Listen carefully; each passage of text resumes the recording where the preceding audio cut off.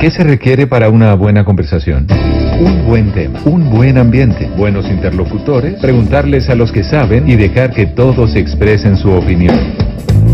Cada noche encontraremos los ingredientes necesarios para las mejores conversaciones en Bla Bla Blue. La manera ideal de terminar el día y comenzar uno nuevo. Aquí comienza Bla Bla Blue. Conversaciones para gente despierta.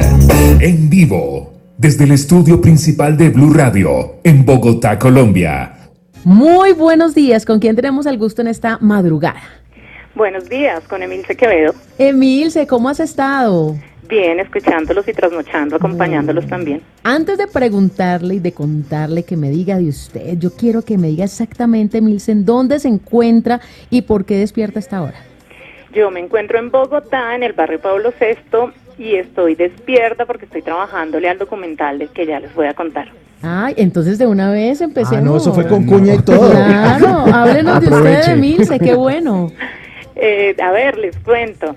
Yo les quiero contar sobre un documental que estoy haciendo. Estoy realizando un documental desde hace 7 años y es un documental autobiográfico.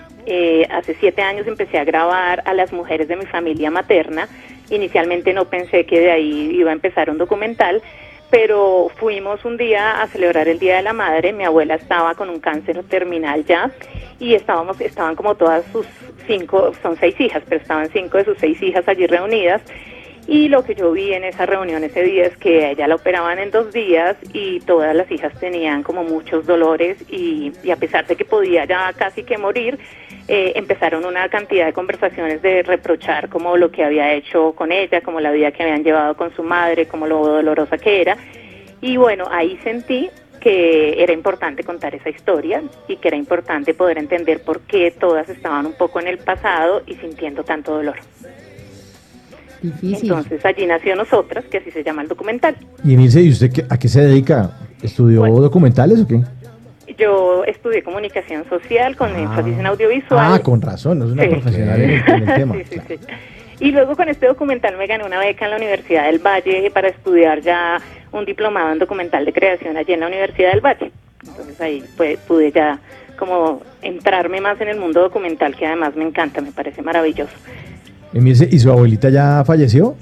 Sí, durante el documental, yo empecé el documental como acompañando a la abuela en los últimos 8 meses más o menos de vida. Entonces ese momento fue muy importante porque como que la muerte hacía que el afán, pues como que se reviviera, contar una cantidad de historias que nunca se habían atrevido a contar, porque como que empezaron a surgir también la necesidad de perdonarse entre madres e hijas y contar secretos pues que yo no tenía ni idea que pasaban aquí en la familia. Y también entonces eso hace que acompañe a mi abuela en esos últimos meses de vida y la abuela muere a finales más o menos de ese año. Empiezo yo a grabar el documental en mayo y ella muere a finales de noviembre y 4 días después de que la abuela muere yo quedé gestando a mi primera hija.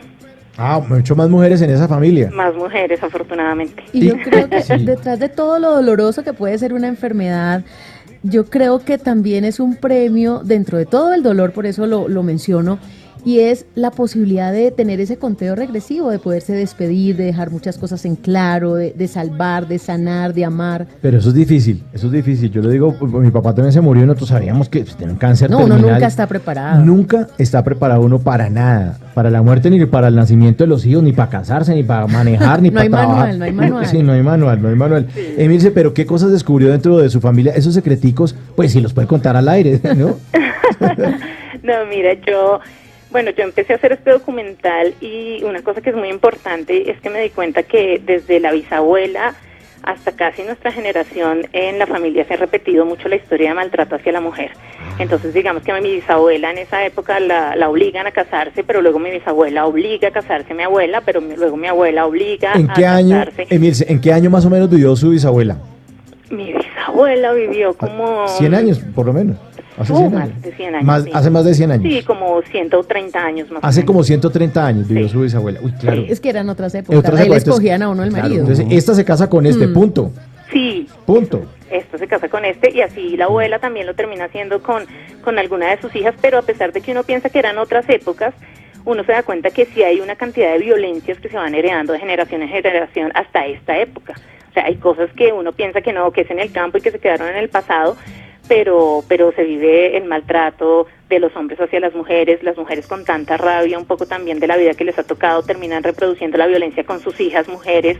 Entonces pareciera que en la familia, lo que me di cuenta inicialmente es que nadie quería que nacieran mujeres, y eso no era solo de antes, seguía pasando que mi hermana mayor dice, yo quedé embarazada, y yo decía, ojalá no sea una niña, de por Dios que no sea una niña, porque yo no quiero que tenga que vivir toda esta historia que hemos tenido que vivir de maltrato, de poca capacidad económica, como de todo lo que implica. Y bueno, mi hermana me lleva 7 años, ¿no? Emilce, pero eso sucede mucho en las terapias con psicólogos, las normales, pues uno generalmente expone su caso y uno queda muy impresionado que el psicólogo empieza a hacer un trabajo de háblenos de su familia, cómo era su mamá, cómo era su abuela, porque eso que usted está contando, ese entorno influye demasiado y a veces uno no sabe y carga con todos esos temores, miedos, esas circunstancias, porque aunque se usaba de escoger el esposo de la persona o de definir ya un destino,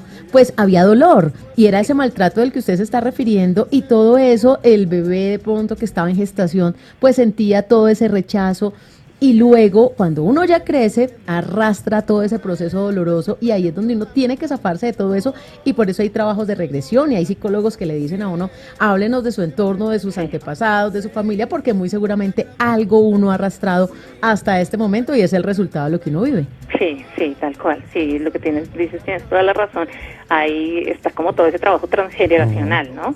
Hacen también como constelaciones familiares y hay una cantidad de trabajo, porque sí, uno termina repitiendo muchas cosas, y yo siento que cuando uno se vuelve madre sucede mucho más. Yo siento que habían cosas que como que no conocía en mí misma, pero tengo 2 hijas, quedé embarazada de mi primera hija y luego nació otra hija, y hay momentos en que a uno se le activa una cantidad de información que trae y que dice, pero ¿cómo así? ¿Yo por qué estoy reaccionando de esta forma?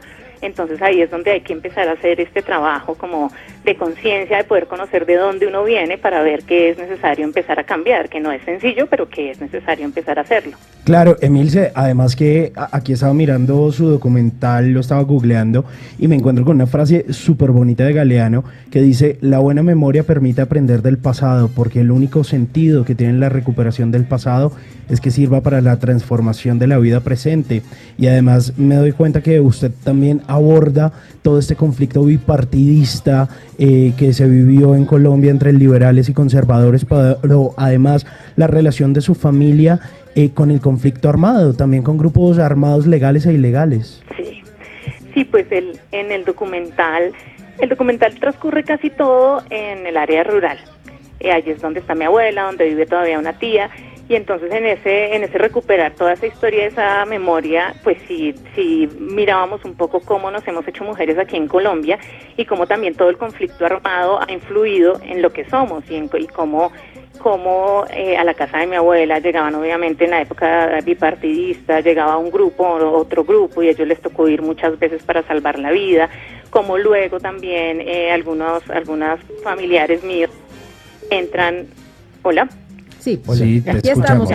Como algunos familiares míos entran, unos fueron reclutados por la guerrilla, no fue algo voluntario, porque a los 12 años nadie puede voluntariamente elegir irse a la guerrilla de las FARC. Otros primos van a prestar servicio del ejército, mientras yo tuve un hermano que perteneció a la guerrilla de las FARC, pero él fue reclutado, y al mismo tiempo había otro primo que pertenecía al batallón antiguerrilla, y también es lo que hace un poco de reflexión también el documental, y es cómo, a pesar de que en una familia pueden haber actores de distintos grupos armados, también cómo se tejen esas relaciones, porque así es el país, ¿no? No, nadie se ha librado un poco de este conflicto armado, entonces, pero siempre todo está girando alrededor de las mujeres, que son las que terminan pariendo hijos para un bando o para el otro, y son las que terminan en todo caso afectadas también en lo económico, en lo social, por el conflicto armado y por la estructura también que tenemos montada, que afecta a hombres y mujeres, ¿no? No estoy diciendo que... Sí, es un tema de sociedad. Sí, es un problema de sociedad, de cómo nos relacionamos, pero evidentemente afecta más a las mujeres. Emilce, ¿y para cuándo tenemos el documental? Porque ya quedamos más que antojados. Sí, pues en este momento, si puedo hacer la cuña de una vez, lanzamos una campaña de crowdfunding hace 5 días, estamos haciendo una vaca porque nos falta un dinero para poder terminar la postproducción. Sí, aquí estoy viendo, la meta son 50 millones. La meta son 50 y vamos como en 2,5. Ay, Sí, no, tenemos que subir. 2.536.848 Gracias, pesos. a alguien 36,000. Muy bien.